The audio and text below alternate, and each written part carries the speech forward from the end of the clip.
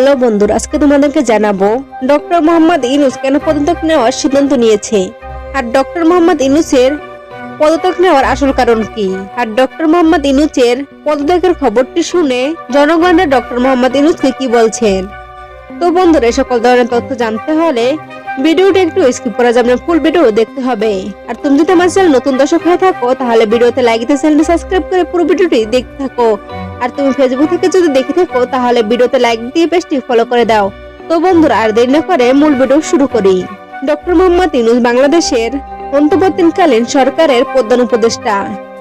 2024 সালে আগস্টে ছাত্র আন্দোলনের মাধ্যমে শেখ হাসিনার পদত্যাগের পর ডক্টর ইউনূস অন্তর্বর্তী সরকারের প্রধান উপদেষ্টা হিসেবে দায়িত্ব গ্রহণ করেছেন।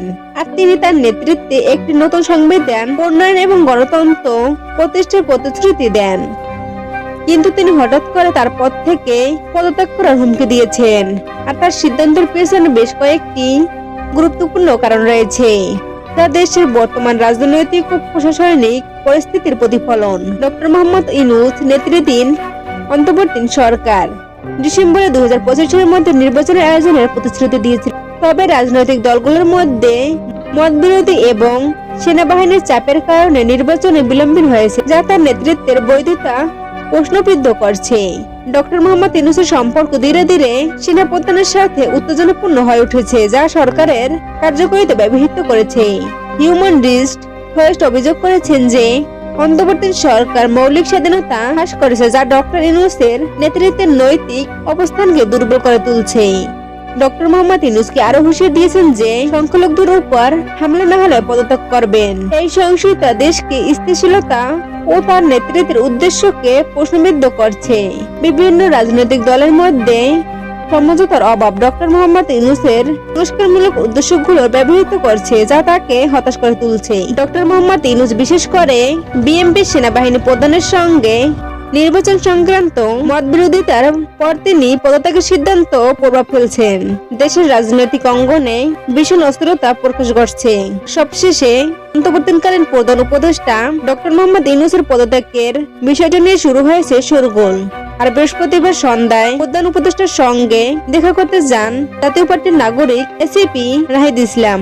আর তিনি জানান যে উপদেষ্টা পদ থেকে ডক্টর মোহাম্মদ ইউনূস পদত্যাগ করতে পারেন এমন ধরনের খবর পেয়ে আমি তার সঙ্গে দেখা করতে যাই। একই দিন সন্ধ্যায় প্রধান উপদেষ্টা সহ বিতর্কিত উপদেষ্টাদের সরানোর দাবি তোলেন বিএনপিরা। আর বিএনপির পদত্যাগের দাবি নিয়ে রাস্তায় মিছিল করেন। আসিফ মাহমুদ সজীব মিয়া তথ্য উপদেষ্টা মুসা আলমের পদত্যাগের বিক্ষোভ জানিয়ে রাস্তায় মিছিল করেন। আর বিএনপির ইশরাক হোসেনের লোকেরা সাধারণ জনগণেরা মোহাম্মদ ইউনূসের পদত্যাগের খবর শুনে ভীষণ হতাশ হয়ে পড়েছেন এবং জনগণেরা জানান যে ডক্টর মোহাম্মদ ইউনূস যেন পদত্যাগ না করে। আর বর্তমানে ডক্টর মোহাম্মদ ইউনূস এখন আনুষ্ঠানিকভাবে পদত্যাগ করেননি, তবে তিনি পদত্যাগের ইচ্ছা প্রকাশ করেছেন এবং নতুন একটি অন্তর্বর্তী সরকার গঠনের প্রস্তাব দিয়েছেন। এই পরিস্থিতিতে বাংলাদেশের রাজনৈতিক ভবিষ্যৎকে অনিশ্চিত করে তুলছে। আর এই সংকটময় সময়ে দেশের রাজনৈতিক স্থিতিশীলতা এবং গণতান্ত্রিক প্রক্রিয়া পুনঃপ্রতিষ্ঠার জন্য সকল পক্ষের মধ্যে সমঝোতা ও সহযোগিতা অত্যন্ত গুরুত্বপূর্ণ।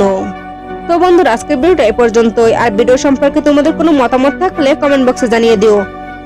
আর ভিডিওটা যদি তোমাদের কাছে ভালো লেগে থাকে তাহলে ভিডিওটা বেশি বেশি করে শেয়ার করে দিও। ধন্যবাদ।